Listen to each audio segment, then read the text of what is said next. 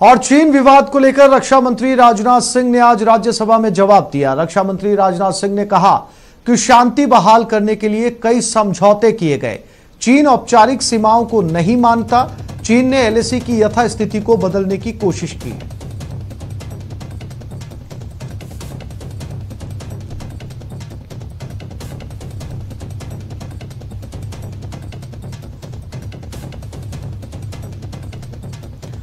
गलवान में जवानों ने चीनी साजिश को नाकाम किया। चीन मानता है कि बॉर्डर की सीमा तय नहीं है। एलएसी को लेकर दोनों देशों की अलग अलग व्याख्या है। दोनों देशों ने माना कि सीमा विवाद जटिल मुद्दा है। दोनों पक्ष मानते हैं कि सीमा पर शांति जरूरी है। भारत हर परिस्थिति के लिए तैयार है। लद्दाख की सीमाओं पर विगत कुछ महीनों में घटित घटनाओं का ब्यौरा सदन के सम्मानित सदस्यों के सामने रखने के लिए आज मैं यहां उपस्थित हूं। हमारा यह महान देश भारत अनगिनत देशवासियों के त्याग एवं तपस्या के फलस्वरूप आज की स्थिति तक पहुंचा है। अध्यक्ष महोदय, स्वतंत्र भारत में भारत की सेनाओं ने देश की सुरक्षा के लिए अपना सर्वोच्च न्यौछावर करने में कभी भी कोताही नहीं बरती है। भारत और चाइना की बाउंड्री का कस्टमरी और ट्रेडिशनल अलाइनमेंट चाइना नहीं मानता है। यह सीमा रेखा वेल एस्टेब्लिश्ड भौगोलिक सिद्धांतों पर आधारित है, जिसकी पुष्टि न केवल ट्रीटीज और एग्रीमेंट्स द्वारा बल्कि हिस्टोरिक यूसेज और प्रैक्टिसेस द्वारा भी सभापति महोदय हुई है। लद्दाख में भारत की लगभग 38,000 स्क्वायर किलोमीटर भूमि का अनधिकृत या कब्जा किए हुए है। इसके अलावा 1963 में एक तथाकथित बाउंड्री एग्रीमेंट के तहत पाकिस्तान ने पाक ऑक्युपाइड कश्मीर की 5,880 स्क्वायर किलोमीटर भारतीय जमीन अवैध रूप से चाइना को सौंप दी है। आज जम्मू कश्मीर में सुरक्षा बलों को एक और बड़ी कामयाबी हाथ लगी। यहां श्रीनगर के बटमालू में सुरक्षा बलों ने 3 आतंकियों को ढेर कर दिया। तलाशी अभियान अब भी जारी है।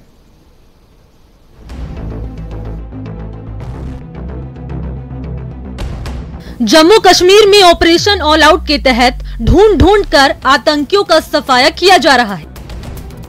इसी कड़ी में सुरक्षा बलों को गुरुवार को एक और सफलता हासिल हुई, जहां सुरक्षा बलों ने श्रीनगर के बटमालू में हुए मुठभेड़ में 3 आतंकियों को मार गिराया। अभी तक इस साल के दौरान श्रीनगर शहर के अंदर 7 कामयाब ऑपरेशन हो चुके हैं और 7 ऑपरेशंस में 16 दहशतगर्द अभी तक यहां मारे गए हैं। हालांकि आतंकियों से हुए मुठभेड़ में सीआरपीएफ के एक डिप्टी कमांडेंट घायल हो गए। मुठभेड़ के दौरान एक महिला की भी मौत हो गई। सीआरपी टीम को केओटी को लीड कर रहे थे, उनको गोलियां लगी, जख्मी है, बेस हॉस्पिटल में है। और साथ ही एक महिला कौंसल रियाज जो उस वक्त उसी स्पॉट पे थी, उसको भी एक्सचेंज ऑफ फायर के दौरान गोली लगी और अनफॉर्चुनेटली उसकी डेथ भी हो गई।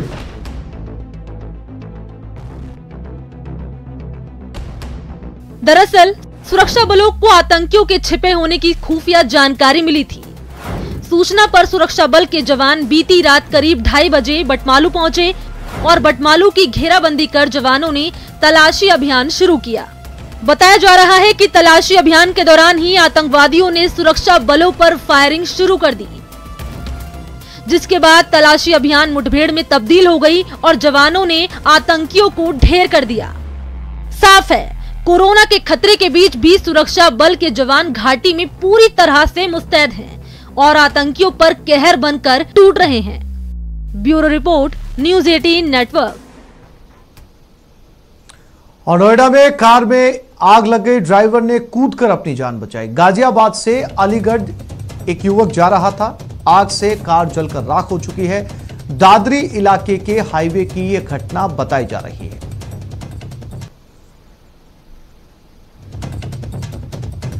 गाजियाबाद से अलीगढ़ ये युवक जा रहा था और ये तस्वीरों में आप देख सकते हैं नोएडा के हाईवे पर इस कार में आग लगी और कार में आग इतनी जबरदस्त थी कि पूरी कार जलकर राख हो गई।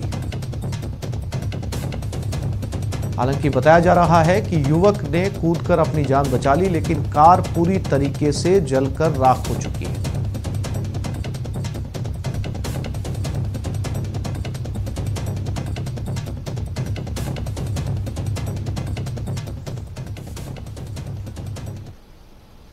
और 12 से बड़ी खबर, प्रदर्शनकारियों पर लाठीचार्ज किया गया। कोरोना पॉजिटिव नरेश मीणा के नेतृत्व में यह प्रदर्शन चल रहा था। कवाई थाने के बाहर पुलिस ने अब लाठीचार्ज किया। थाने के बाहर जुटने लगी थी लोगों की भारी भीड़।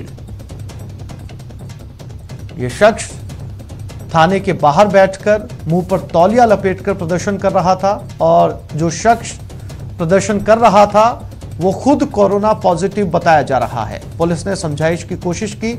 जब भीड़ ज्यादा जुटने लगी उसके बाद यहां पर लाठीचार्ज किया गया। अंदाजा लगाया जा सकता है कि कोरोना पॉजिटिव के पास कितनी ज्यादा भीड़ जमा थी और उसके चलते कितना संक्रमण वहां पर फैला होगा। 12 से इस वक्त की बड़ी खबर।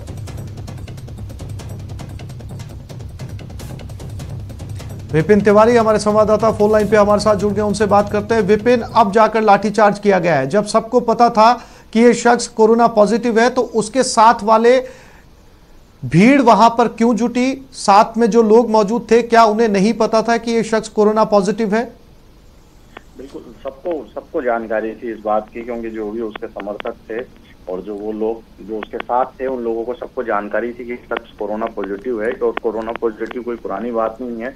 करीबन 6 दिन पहले इस व्यक्ति का सैंपल हुआ था और 2 दिन बाद रिपोर्ट आई थी और ये शख्स कोरोना पॉजिटिव पाया गया था। और कोरोना पॉजिटिव होने की पुष्टि खुद इसने फेसबुक पर लोगों से अपील की थी कि मैं पॉजिटिव और आइसोलेशन में रहूंगा। बावजूद इसके ये शख्स जो है थाने में आज गया, धरना गया और एक इसका वीडियो और सामने आ रहा है जिसमें ये जो ट्रक इन्होंने जो बजरी का रोका था, जो अवैध रूप से बनास की बजरी भर के ला रहा था, जिसको लेकर पूरा ये मामला हुआ, उस व्यक्ति के आगे होकर इस व्यक्ति के संपर्क में है, उस व्यक्ति को इसने पकड़ा हुआ है जो नहीं जानता था कि ये कोरोना पॉजिटिव हुए। ऐसे में कोरोना संक्रमित व्यक्ति होने के बावजूद ये अन्य लोग जो अनजान थे कि पॉजिटिव नहीं है, उन लोगों के भी संपर्क में ये आया है। अभी विपिन, सीधे तौर पर कोविड-19 की गाइडलाइंस की और राज्य सरकार की जो गाइडलाइंस की थी वो धज्जियां यहां पर उड़ाई गई हैं। पुलिस भी इस शख्स के संपर्क में आई है। ये तमाम जो भीड़ यहां पर जुटी है ये भी इसकी चपेट में आई है। क्या इन सब का टेस्ट होगा? क्या इस शख्स की गिरफ्तारी होगी? बिल्कुल, यही बात जो है वो आ रही है। कुछ दिन पहले भी जब इस व्यक्ति ने हजारों की भीड़ सचिन पायलट के जन्मदिन पर लगाई थी, तब भी ये बात उठी थी कि ये आदमी जो है कोरोना गाइडलाइन के नियमों की पालना नहीं कर रहा है, इसके खिलाफ केस दर्ज होना चाहिए। उस टाइम भी पुलिस ने न जाने क्यों आखिर किस दबाव में इस व्यक्ति के खिलाफ जो है वो मामला दर्ज नहीं किया। और अब वो आज जब ये खुद उस दिन पॉजिटिव हुआ उसके बाद, और जब आज पॉजिटिव होने के बाद ये थाने में बैठे रहा, करीब 1 से सवा घंटे वहां लोगों को बैठा रहा, उन सबको पता था पॉजिटिव है। ऐसे में पुलिस की जो नेगलेंसी देखने को मिली है, पुलिस ने वहां पर कोई एम्बुलेंस की व्यवस्था नहीं की, न इसको पकड़ने की कोशिश की और इस आदमी को खुली छूट दी रखी कि ये लगातार फोन करता रहा, फेसबुक के माध्यम से अपील करता रहा, लाइव चलता रहा कि लोग जो है इसके पास आए, यहाँ भीड़ का हिस्सा बने और उसके प्रदर्शन में साथ दे। तो कहीं ना कहीं लापरवाही तो बिल्कुल देखने को मिली है यहाँ पर पुलिस प्रशासन की। जी विपिन, जानकारी के लिए आपका धन्यवाद।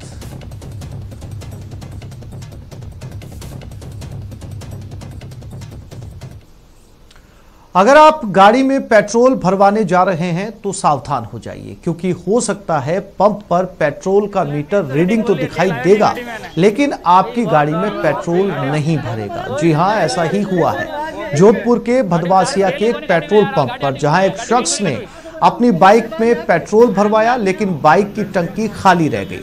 शिकायत की तो हंगामा शुरू हो गया।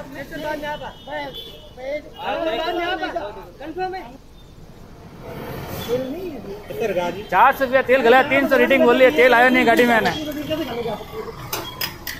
रिकॉर्डिंग साइड में लो, आपने पंप की बाउंड्री में बाहर जाना और कई बार गाड़ी में 4 तेल ही कोनी गाड़ी में यार, गाड़ी आटी हुई है, गाड़ी गई थोड़ी कटुई गाड़ी आटी पड़ी है नहीं, मशीन बोल रही गाड़ी आटी पड़ी, मान दिया नहीं है, मत पड़ रही है गाड़ी में तेल ही निकाल दिया, तेल आएगी धक्का दे लगे। उसी वक्त मैं लेन के अंदर खड़ा था, मेरे से आगे वाली कतार में एक बंदा पेट्रोल ले रहा था। उस बंदे ने पेट्रोल लिया मगर उससे बंदे का पेट्रोल आया नहीं। उस बंदे ने बोला भाई मैंने 300 का पेट्रोल लिया है, मेरी गाड़ी के अंदर पेट्रोल आया नहीं। मीटर के अंदर रीडिंग आ गई, तेल नहीं आया। उस बंदे के बाद में उसने जो बैंक पंप के जो कर्मचारी है उन्होंने बिल भी ला के दे दिया कि आपकी गाड़ी में पेट्रोल आ गया। मैं पीछे देख रहा था, मैंने कहा भाई पेट्रोल आया। ब्रेक के बाद आगे बढ़ते हैं। आज प्रधानमंत्री नरेंद्र मोदी 70 साल के हो चुके हैं। उनके इस जन्मदिन को देश भर में उनके चाहने वाले अपने अपने तरीके से मना रहे हैं। किसी ने लंबा केक बनाया तो कोई सैंड आर्ट्स के जरिए बधाई दे रहा है। पीएम मोदी की स्वस्थ और लंबी जिंदगी के लिए यज्ञ और हवन भी किए जा रहे हैं।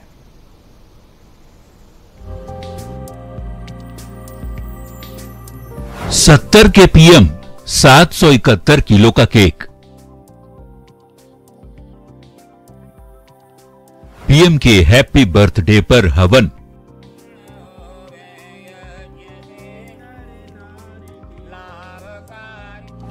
लंबी उम्र के लिए शंखनाद।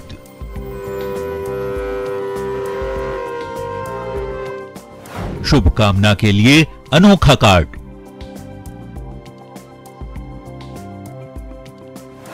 PM eight 70। पीएम मोदी के जन्मदिन मनाने की ये तस्वीरें महज एक वानगी है। अपने चहेते प्रधानमंत्री के लिए लोगों की दीवानगी तो देखते ही बनती है। कोई उनके फिट इंडिया की तर्ज पर साइकिलिंग कर रहा है तो कहीं उनके पर्यावरण प्रेम की तर्ज पर पौधे लगाए जा रहे हैं। चलिए एक एक कर बधाई की कुछ अनोखी तस्वीरों को आपको दिखाते हैं, लेकिन सबसे पहले कुछ मीठा हो जाए। ये तस्वीरें पीएम मोदी के गृह राज्य गुजरात के वडोदरा की हैं। जरा देखिए इस केक को और इसकी लंबाई का अंदाजा लगाइए। जनाब, ये 71 फीट का केक है। जी, यहाँ केक फॉर कोरोना वॉरियर के नाम पर दुनिया की सबसे बड़ी डिजिटल केक कटिंग सेरेमनी रखी गई। इस 71 फीट लंबे केक को 711 कोरोना वॉरियर्स ने काटा। यह जो केक है वो ब्रेड लाइनर का केक नहीं होते हुए ऐसा समझ लिए राष्ट्र को समर्पित केक है और उसमें पूरे राष्ट्र की झांकी हमने दिखाई है। और यह जो रिकॉर्ड है वह पूरा डिजिटल रिकॉर्ड है। मीठा के बाद बारी है जश्न की। आतिशबाजी की ये तस्वीरें वाराणसी की हैं, जहां के मुस्लिम इलाके में भी पीएम मोदी का जन्मोत्सव मनाया गया। आतिशबाजी की गई, मिठाइयां बांटी गई, जिंदाबाद के नारे लगाए गए, साथ ही प्रधानमंत्री को लंबी उम्र की दुआएं दी गई। पूरे बनारस के लोग यहाँ पर खुशियाँ मना रहे हैं, आतिशबाजी कर रहे हैं, मिठाइयाँ बांट रहे हैं और बहुत उत्साह है। और हम ये अल्लाह ताला से दुआ करेंगे कि उनकी उम्र और लंबी हो, हमने और इसी तरह हमारे देश नहीं विदेश में पूरी दुनिया में हमारा नाम रोशन करें। दुआओं के बाद अब बात प्रार्थना की। हवन की दोनों तस्वीरें बता रही हैं कि प्रधानमंत्री से लोगों को किस कदर प्यार है, और ये दोनों तस्वीरें आम और खास की हैं। पहली तस्वीर उत्तर प्रदेश के अलीगढ़ की है, जहां प्रधानमंत्री के स्थानीय समर्थकों ने उनकी लंबी उम्र के लिए हवन किया, तो वहीं दूसरी तस्वीर त्रिपुरा की राजधानी अगरतला की है, जहां आयोजित की गई इस हवन पूजा में प्रदेश के मुख्यमंत्री विप्लव देव भी शामिल हुए। हमने कामना किया हवन के द्वारा, पूरी विधि विधान के द्वारा, कि हे प्रभु, हमारे देश के यशस्वी प्रधानमंत्री माननीय नरेंद्र मोदी जी को दीर्घायु प्राप्त हो। और माता से आशीर्वाद मांगा, माननीय प्रधानमंत्री जी के दीर्घायु हो, वो स्वस्थ रहे। हवन के बाद बात सेहत की। देखिए इन तस्वीरों को। दिल्ली में प्रधानमंत्री के जन्मदिन पर साइकिल रैली निकाली गई। बता दें, पीएम मोदी हमेशा फिट इंडिया की बात करते हैं। पीएम मोदी न सिर्फ खुद योग और व्यायाम करते हैं, बल्कि देशवासियों को भी इसके लिए प्रेरित करते रहते हैं। रेत पर उकेरी बधाई। अब इस तस्वीर को भी देखिए। मशहूर सैंड आर्टिस्ट सुदर्शन पटनायक ने भी पीएम मोदी को अपने अंदाज में शुभकामना संदेश दिया है। पटनायक ने ओडिशा के पुरी में बीच पर सुंदर रेत कलाकृति बनाई है। इसके साथ ही उन्होंने ट्वीट कर एक बधाई संदेश भी लिखा है, जिसमें उन्होंने प्रधानमंत्री जी को जन्म दिवस की शुभकामनाएं दी। Bureau report, news 18 network.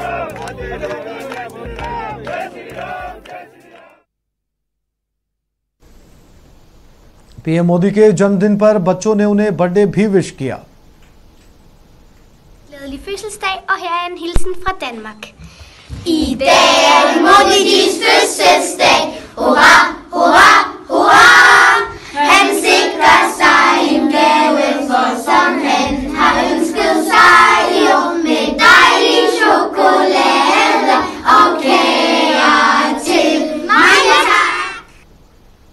PM Modi के जन्मदिन पर राजस्थान के कई जिलों में कार्यक्रमों का आयोजन किया गया। स्क्रीन पर आप 4 तस्वीरें देख सकते हैं। दौसा, बीकानेर, डूंगरपुर में बीजेपी की ओर से रक्तदान शिविर का आयोजन किया गया। कार्यकर्ताओं ने बढ़ चढ़कर रक्तदान किया। वहीं भरतपुर में भी अस्पतालों में मरीजों को फल बांटे गए।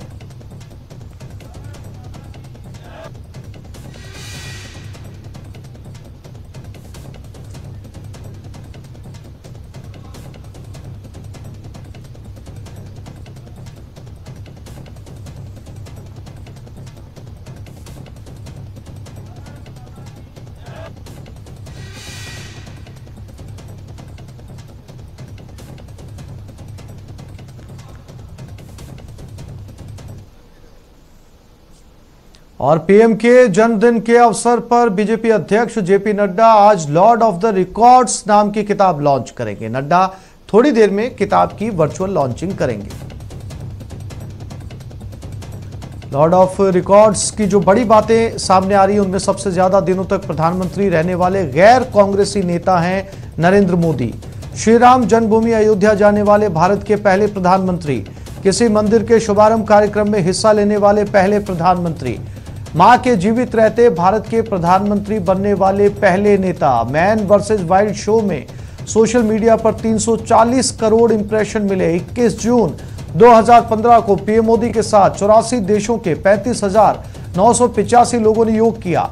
पीएम मोदी की जनधन योजना में एक हफ्ते में 1,80,96,96,130 बैंक खाते खुले। मार्च 2013 में उनका भाषण 3D तकनीक से 53 जगह लाइव दिखाया गया। ओबामा से मुलाकात के दौरान पहना सूट नीलामी में सबसे महंगा बिका। 2014 में उज्ज्वला योजना दुनिया की सबसे बड़ी नगद सब्सिडी योजना बनी। सऊदी अरब की महिला उद्यमियों से मिलने वाले पहले प्रधानमंत्री, ब्रिटिश संसद को संबोधित करने वाले पहले भारतीय प्रधानमंत्री, मंगोलिया का दौरा करने वाले पहले प्रधानमंत्री नरेंद्र मोदी। 15 अगस्त 2020 के भाषण को 13 करोड़ 20 लाख लोगों ने सुना।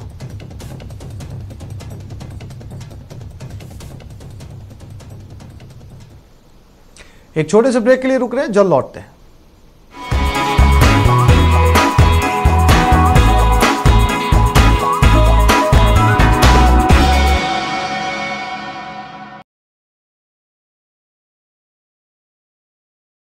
घड़ी मिला लें, हमारा वादा कम समय में ज्यादा से ज्यादा 30 मिनट में राजस्थान।